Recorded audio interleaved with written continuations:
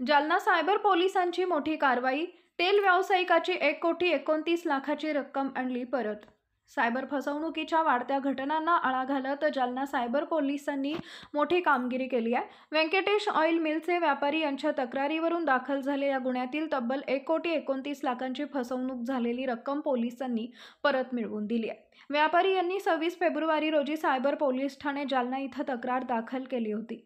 गुन्ह्यातील संशयित आरोपी कपिल दोशी व यश दोशी अकोला यांनी संगनमत करून गुजरातमधील सफल ऑइल अँड सीड्स, अहमदाबादचे संचालक ललित कुमार जैन तसेच महावीर ॲग्रो, सुरतचे संचालक नरेश शहा यांच्या नावानं 96 मेट्रिक टन सोया रिफायनरी तेल देतो असं सांगून फसवणूक केली आहे. तक्रार आल्यानंतर सायबर पोलिसांनी तांत्रिक तपास सुरू केला. फसवणूक करणाऱ्यांची बँक खाती शोधून ती फ्रीज करण्यात आली. त्यानंतर खात्यातून संपूर्ण रक्कम वसूल करून फिर्यादी व्यापाऱ्याला परत करण्यात आली आहे. ही कारवाई वरिष्ठांच्या मार्गदर्शनाखाली सायबरचे पोलीस निरीक्षक गुणाजी शिंदे, उपनिरीक्षक योगेश चव्हाण, सचिन चौधरी, संदीप मांटे, दिलीप गुसिंगे यांनी केली आहे.